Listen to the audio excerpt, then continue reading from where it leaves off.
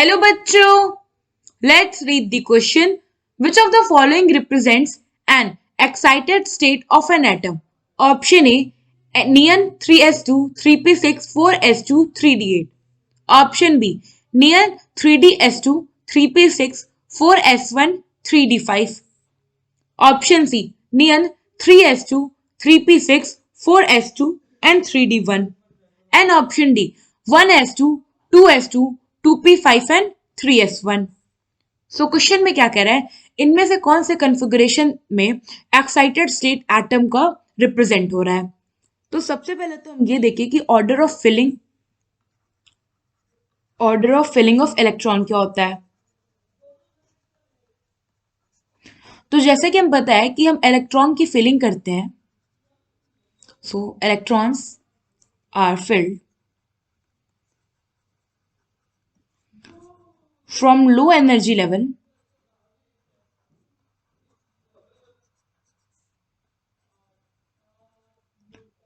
orbital to higher energy level.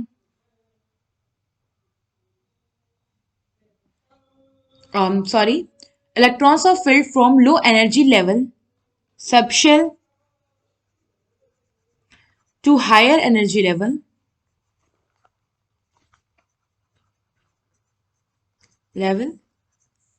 subshell.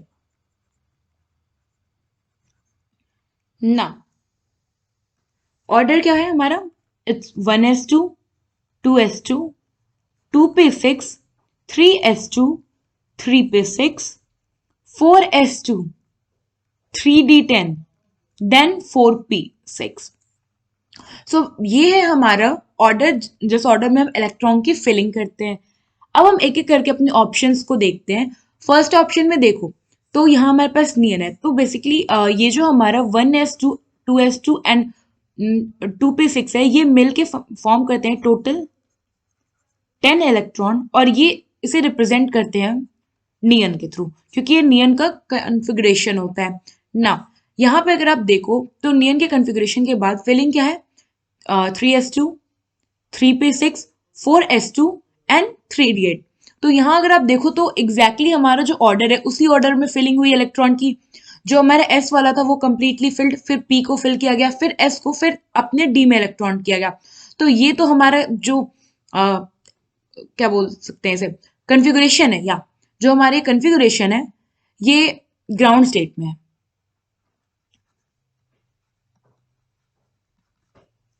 ना। B की बात करें तो यहाँ पे नियन है, फिर 3s2 है, फिर 3p6 है, फिर 4s1 है, फिर 3d1, 3d5 है।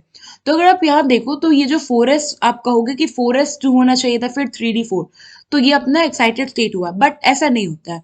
एक्चुअली होता क्या है कि ये जो 4s वाला इलेक्ट्रॉन है, 4s2 वाला इलेक्ट्रॉन, उसमें से एक इलेक्ट्रॉन 3d5 में चला जाता है। क्योंकि अगर आप यहाँ देखो तो जब s का एक इलेक्ट्रॉन 3d में चला गया, तो अब ये दोनों सबशेल्स है हमारे, ये क्या हो गए, हाफ फिल्ड हो गए, और हमें पता है कि हाफ फिल्ड वाला ज्यादा स्टेबल होता है। सो इसलिए ये भी जो हमारा कॉन्फ़िगरेशन है वो उस एटम का है जो कि अपने ग्राउंड स्टेट में है। नाउ थर्ड हम देखें तो नियन 3s2, 3p6, 4s2, 3d1 exactly उसी ऑर्डर में फिलिंग है जिस ऑर्डर में फिल होना चाहिए। तो ये भी हमारे ग्राउंड स्टेट उस एटम का है जो कि ग्राउंड स्टेट में है। नाउ फोर्थ हमारे पास क्या है, 1s2, 2s2, 2p5 and 3s1। Now 2p5 और 3s1 अगर आप देखोगे तो यहाँ पे 2p6 अगर हम इन जनरल देखें, इन जनरल तो ऑर्डर क्या होता है, 1s2, 2s2, 2p6। अगर हम इस वाले कॉन्फ़िगरेशन की बात करें तो 2p6 में अगर इलेक्ट्रॉन है तो ये किसका कॉन्फ़िगरेशन हो रहा है, ये नियन का हो रहा है। और नियन का अगर कॉन्फ़िगरेशन हो रहा है तो ये इसका मतलब क्या है कि ये ऑलरेडी अपने इन ग्राउंड स्टेट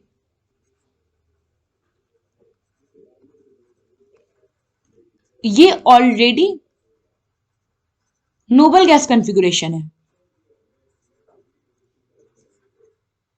सो इसको कोई नीड नहीं है कि वो अपने इलेक्ट्रॉन को किसी भी रीजन से फर्दर दूसरे ऑर्बिटल में डाले, बट यहाँ पे 5p5 हो गया है और 3s में 1 इलेक्ट्रॉन चला गया। इट मीन्स क्या है कि ये जो एटम होगा, इस एटम ने अपना एक इलेक्ट्रॉन क्या किया, एक्साइट करा होगा ताकि ये अपना ऑक्टेट एक्सपेंड कर सके। सो जो हमारा डी है, in D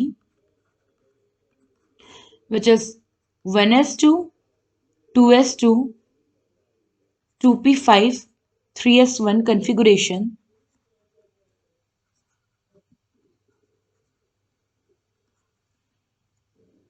the atom must have excited its one electron to expand its octet. So it means कि ये जो हमारा कन्फिगुरेशन है वो क्या है, ये कन्फिगुरेशन है हमारे एक्साइटेड स्टेट का, क्योंकि इन ग्राउंड स्टेट ये ऑलरेडी एक बहुत ही स्टेबल कंपाउंड है, स्टेबल एलिमेंट है, बट अपने इलेक्ट्रॉन को इसने एक्साइट किया होगा।